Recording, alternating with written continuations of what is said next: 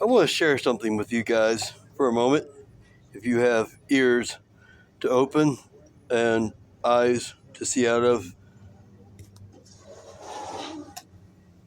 I want to show you my stuff. I'm not going to go in order, but I'm going to tell you where everything came from. This old green blanket right here saved my life. This was a brand new spanking blanket, February of 2020. This thing has been with me for 5.5 years all around the United States of America, from Christmas Valley, Oregon, all the way down to Key West, Florida, and all the way up through North Dakota, Minnesota, Montana, Wyoming, Colorado, Arizona. It's just been with me everywhere for 5.5 years. It was about 10 degrees. I was outside of, that's probably about 20 miles or so outside of Christmas Valley, Oregon, just west or north of there, one or the other. It was so dark out there, the only thing I could see was the stars. All I did not. That's all I could see out there. I couldn't see my hand from my own face, but I did have a flashlight, and I did have a reflector vest. And I finally flagged these people down to give me a ride on into town because I wanted to see what Christmas Valley, Oregon was all about. Sounds like a pretty cool place, so that's okay. It is what it is. I rode in the back of their pickup truck, and they gave me this blanket, brand new. Like I said, it was probably about 10, 15 degrees outside. It's all written down in the journal somewhere. So that's 5.5 years for that blanket right there.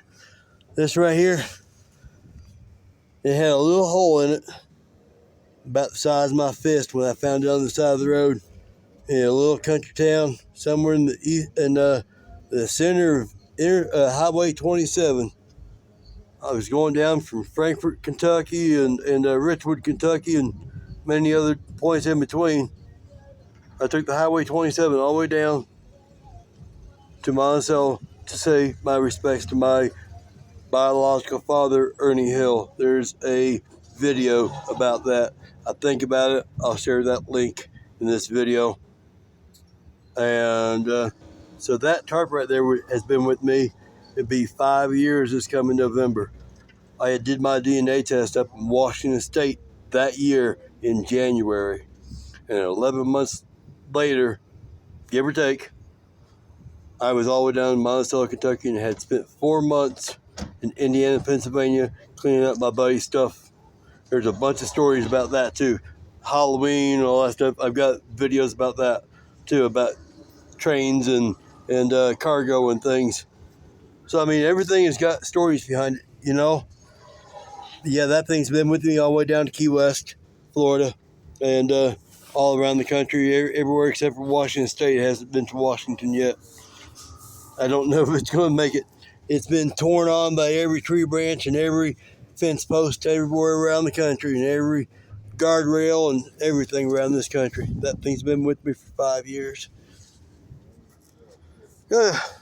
Fella I knew for a little while. We were texting back and forth for a few months. And I just dropped off. His name is Matt, and he's from Zanesville, Ohio. And I've had that since the day after Halloween last year.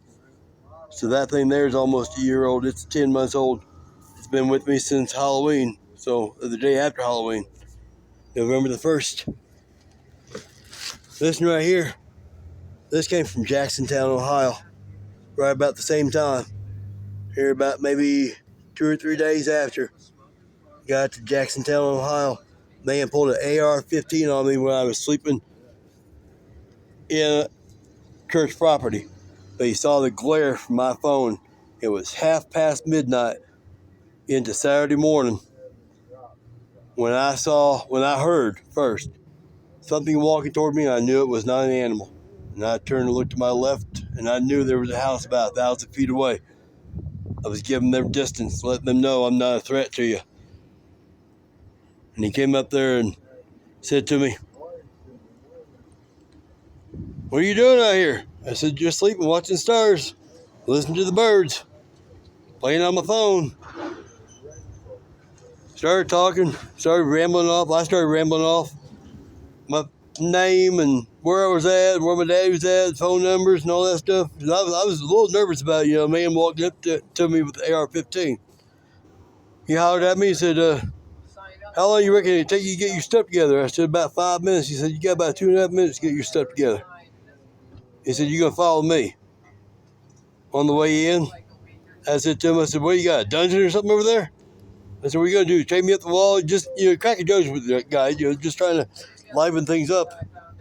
And just before we went into the back door of the house, he said to me, do not mind what's on the table. Just what I said, I can't take it back. I said, what are you doing? I said, are you growing some plants in there? I'll say plants. I don't want to say the wrong word. I don't want nobody getting upset at me. I am in Colorado where there is a recreational law to constitute it here. So anyway, he said, you believe me or not, he said, I was just watching your videos from Columbus, Ohio 2 days ago. He had been watching my videos 2 days before we even met, and he had to greet me with an AR-15. That was pretty remarkable. So, and I guess we're kind of still buddies. Everybody drops off eventually. They might come back several months later, but I want to get on past that right there. This right here is one of my newest ones. This came from Jonesboro, Tennessee, by a cop.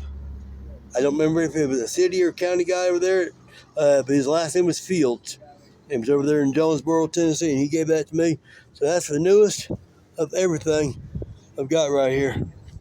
Oh, I get down here a sleeping bag. That came from Townsend, Tennessee, back in February this year. So, yep, that was February. 74 days I hitchhiked across Tennessee this year, guys. January to March. I think it lasted me 74 days across Tennessee, 2 weeks in Alabama, 2 weeks in Mississippi, 16 nights across Arkansas, 3 months in Oklahoma, and I've been now 5 days in Colorado. So that thing has went across, everything here is went back across the Continental Divide somehow or another. Actually, I think it's probably the first time either one of these right here have even crossed the Continental Divide. And I know that one ain't. That never. Everything here is now across the Continental Divide. That's pretty awesome. So yeah, I just wanted to. Oh, I didn't share the red and white rope. This is the catalyst to everything. Homeless people stole my stuff in Fort Collins in around the 20th of May of 2019. I had left La Junta, Colorado that year on May 17th. I know because it was my daughter's birthday. And homeless people stole my stuff. I was going to go sleep in the park. I had no sleeping bag. I had nothing. Made my way to the park, found the public restroom, and I said, it's going to rain. I need shelter. I don't see anything else in the city. If it was in the country, it'd be an old barn, an old car or something, So, go to the men's, and there's a man over there that was had done some bad stuff to his body, and he was no longer acknowledgeable to the world. I don't think he was. I don't think he had passed on, but he was on that verge. Cops came, kicked him out, came to me, wrote me a ticket, told me to kick bricks. Got over to LaPorte, Colorado, a day or two later, met an old man at a bar in LaPorte, told him my situation, and he said, you're sleeping in the bed of my truck. No, I got a camper shell. It's going to rain. Sat back there. Next day, he gave me something to do, clean up around the yard, whatever. Gave me some cash, gave me a sleeping bag, gave me a blanket. And with the cash, I went over there, and that's when I started. Really, I've done this system for years where I just take this and just sling it up over my shoulders and just carry the sleeping bag and everything on the left side and all my other miscellaneous on the right side. It's all about balance. Of course, my fishing magnets. So it's pretty crazy how I can remember a lot of things. when where I got things, but you know, it's my stuff. You know where you got do you know where you got your stuff? Oh, it's just stuff I got from some stuff box. No, this is my stuff. This is stuff from my world that I've collected. My stuff means to me. My stuff means something to me. It really does. I just feel like it's just like, you know, once a sense in buying something, throwing it away, just to buy something else. Just wait for the good things to come around, and they always will. So I've had so many ups and downs days. 6,000 days on the road. It's a long time. 15 years. Talk to y'all a little bit later. Have a nice day. Be kind to one another.